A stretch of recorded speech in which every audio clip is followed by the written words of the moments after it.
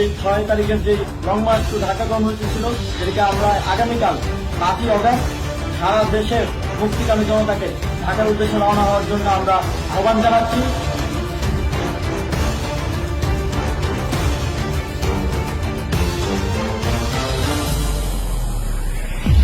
বন্ধুগণ, আপনারা March two ঢাকায় অংশগ্রহণ করতে যারা ঢাকায় এসেছেন এবং ঢাকায় যারা আন্দোলনকারী বিভিন্ন জায়গায় আছেন, আপনারা সবাই শাহবাগে আসুন, শাহবাগে জড়ো হন।